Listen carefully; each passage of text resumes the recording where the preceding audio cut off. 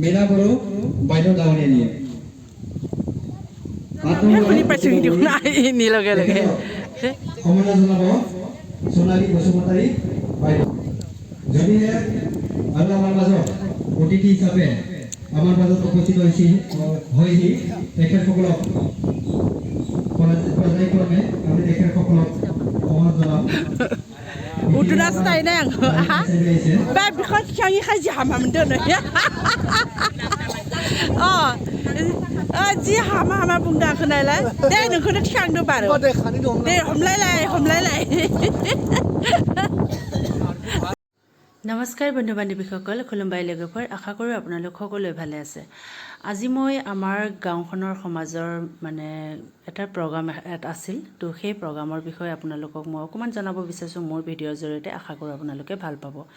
আজি আমাৰ গাঁওখনত যেটো আমাৰ স্মাৰ্ট ভিলেজৰ নামৰ মানে আদৰ্শ গাঁৱৰ নামত এটা স্কিন ধৰা আছিল বহুত বছৰৰ আগতে 2018 চনতে মোৰ ছোৱালী ইন্টাৰনেশ্যনেল বক্সাৰ যেতিয়া হৈছিল অংকুচিতা বড়ো তাইৰ নামতে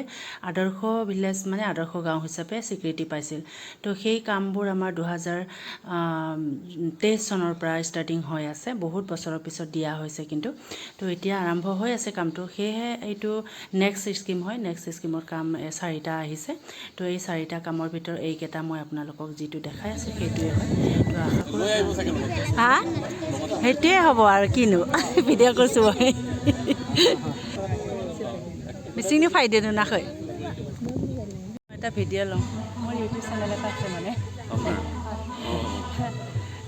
এনে অলপ ভিডিঅ' লৈছে ছাৰ দায়িত্বটো কৈ দিয়কচোন অকণমান আপোনাৰ মোৰ নাম অনন্ত মহন্ত আৰু মই ঢেকীয়াজুলি উন্নয়ন খণ্ডৰ সহকাৰী কাৰ্যবাহী অভিযন্তা আমাৰ ঢেকীয়াজুলি ধৰা এতিয়া কিমান মই কামত ধৰা 20 দিন হৈছে আৰু এখন গাঁৱলৈ প্ৰথম আহিছোঁ আপোনালোকক প্ৰথম লগ পালোঁ আৰু অংকুচিতাৰ মাক দেউতাক বুলি মই আজি আপোনালোকৰ চিনাকি হ'লোঁ আপোনালোকক পুনৰ নমস্কাৰ দিছোঁ ভাল লাগিল আপোনাক লগ পাই বন্ধু বান্ধৱীসকল এতিয়া মই আপোনালোকক চিনাকি কৰি দিব বিচাৰিছোঁ মানে আপোনালোকৰ সকলোৰে চিনাকি বৰচলা সমষ্টিৰ বিধায়ক গণেশ লিম্বু ছাৰ আহিছিল তেখেত আৰু উদ্বোধনীত আৰু ঢেকীয়াজুলি ব্লকৰ এছিষ্টেণ্ট এক্সিকিউটিভ ইঞ্জিনিয়াৰ তেখেত অনন্ত মহন্ত ছাৰ আহিছিল আৰু ভাৰতীয় জনতা পাৰ্টিৰ বিভিন্ন দায়িত্বত থকা দাদাসকল আহিছিল আৰু মণ্ডল প্ৰেছিডেণ্টসকল আহিছিল ভাল লাগিল সকলোকে লগ পাই আশা কৰোঁ আমাৰ গাঁওখনৰ যিবোৰ উন্নয়নৰ কাম আহিছে স্মাৰ্ট ভিলেজৰ নামত বা আদৰ্শ ভিলেজৰ নামত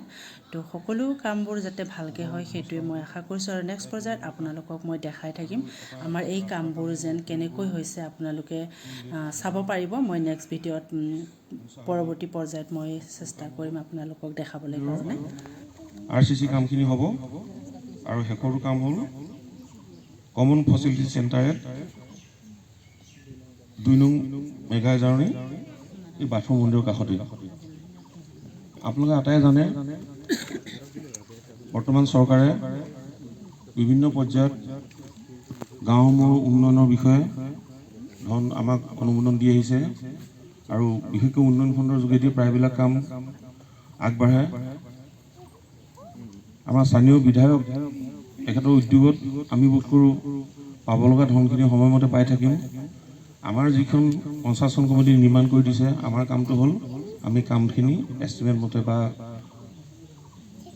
ভালদৰে আপোনালোকৰ সকলোৰে মনোভূত হোৱাকৈ যাতে আমি কাৰ্য কৰিব পাৰোঁ গতিকে মই অনুৰোধ কৰিম ইয়াৰ লগত যিবিলাক মানুহ জড়িত থাকিব পঞ্চায়ত কমিটিৰ যিবিলাক সদস্য হিচাপে বা সচিব হিচাপে থাকিব আটাইসকলে যাতে আগ্ৰহেৰে কামটো কৰে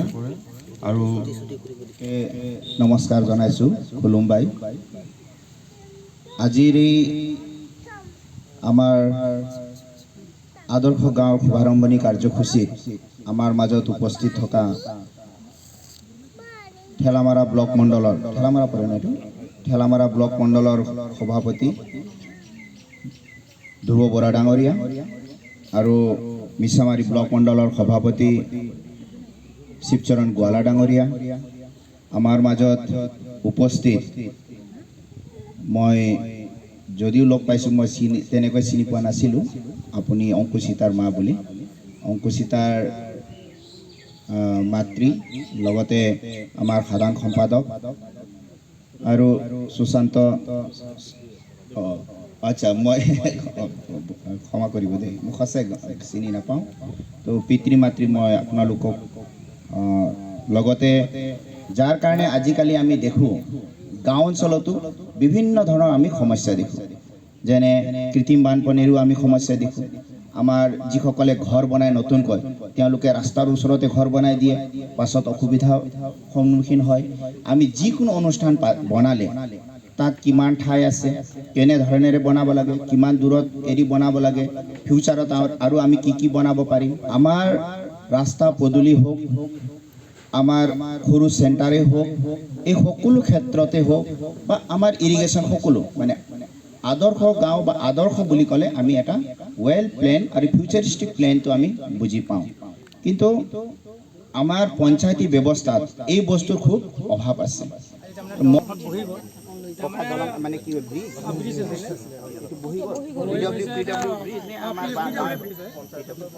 তাৰমানে এতিয়া বৰ্তমান তাৰমানে প্ৰব্লেম হ'ব তাৰমানে আৰু এতিয়া বাৰিষা মাহৰ কথা অলৰেডি তাৰমানে ডেমেজ হৈ নহয় চাই যাওক ছাৰ নহয় ছাৰে চাই যাওক অলপ চাই যাওক আমাৰ বহুতেই অসুবিধা হৈছে ছাত্ৰবিলাক অহা যোৱা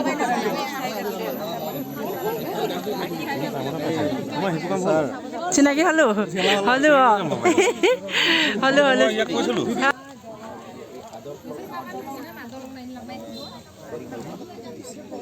দিয়াৰ পাছত গাঁৱৰ যিবিলাক অভাৱ অভিযোগ আছে সেই অভাৱ অভিযোগক সামৰি লৈ পেলাই যাতে এখন গাঁও এক আদৰ্শ আৰু বিজ্ঞান ভিত্তিক এখন গাঁও ভৱিষ্যতত যাতে প্ৰজন্মই ভাল ধৰণেৰে থাকিব পাৰে সুন্দৰকৈ ভৱিষ্যত যাতে গাঁৱত থাকিব পাৰে তেনেধৰণে এখন গাঁও নিৰ্মাণৰ কাৰণে আমাৰ চৰকাৰে ফাণ্ড দিয়াৰ লগে লগে আমি সকলোৱে এই ফাণ্ডখন কেনেধৰণে ব্যৱহাৰ কৰিলে গাঁওখন এক মানে পৰিকল্পিত আৰু ফিউচাৰিষ্টিক এক ভিলেজ হ'ব পাৰে তাৰ কাৰণে আমি সকলোৱে কৰিছোঁ মই ভাবোঁ ই বহুত ভাল এটা স্কিম হয় মই চৰকাৰক ধন্যবাদ জনাব বিচাৰিছোঁ যিসকলে এই ক্ষেত্ৰত কাম কৰিছে তেওঁলোকক মই ক'ব খুজিছোঁ যাতে চব ৰাইজৰ লগত মিলি আমি আগন্তুক দিনত যাতে এই স্কিমখন যাতে ছাকচেছ হয় ভাল ধৰণেৰে হয় মই আশা নহয় তথাপি যিহেতু মই বিধায়ক হিচাপে বৰচলাৰ বিধায়ক আছিলোঁ ডিলিমিটেশ্যনৰ কথা আপোনালোকে চবেই জানে ডিলিমিটেশ্যন হোৱাৰ কাৰণে এই অঞ্চলটো এতিয়া ঢেকাজুলিত আছিল মই নালাগে তোক লাজ কৰিছা নেকি তোমালোকে কিয় লাজ কৰিছা লাজ কৰিছে হাই আণ্টি নক ই উঠিয়ে থাকে আৰু ক'ত কৰিব আমাৰ গাঁওখনৰ মাজেদি এটা বলান আছে আগতে সৰু আছিল এতিয়া মানে নদীৰ দৰে হৈ গৈছে বহুত ডাঙৰ হৈ গৈছে তাতে এটা দলং আছিলে সেইটো আমি চাবলৈ গৈ আছোঁ মানে ছাৰক বিধায়ক ছাৰক লৈ যোৱা হৈছে বহুত ডাঙৰ মানে সমস্যা ক'ব লাগিব দলংটো একদম মানে ভাঙি পৰি যাওঁ অৱস্থাত আছে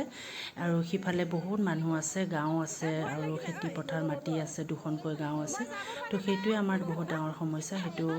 ছাৰে কি ব্যৱস্থা লয় বা কেনেকুৱা ধৰণৰ চৰকাৰী ব্যৱস্থা লয় সেইটোকে আমাৰ সকলোৱে গৈ দেখাবৰ কাৰণে গৈছিল আৰু নাই ছাৰ ন অৱস্থাই নাই ইফালে এইকেইদিন বেছি আছে এইটো বৰষুণত মানুহখিনি নাৱতহে অহা যোৱা কৰিব লাগিব আৰু ব্ৰিজটো বছৰে বেয়া হৈ থাকে এনেকুৱাই বছৰে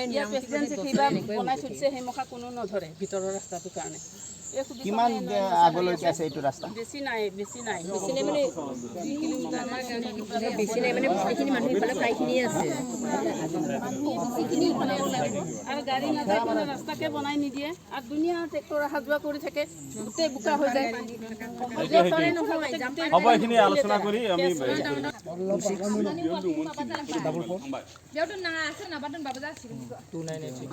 মহন্তই কিয় চকুটো পিৰিক পিৰিক কৰি থাক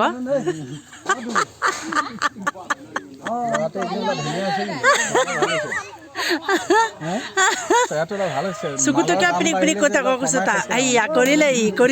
কোৱা কাৰণে বেছিকৈ কৰিলেই কি দুখত চকু পিৰিক পিৰিক কৰ কচোন তই আজি কৈ দে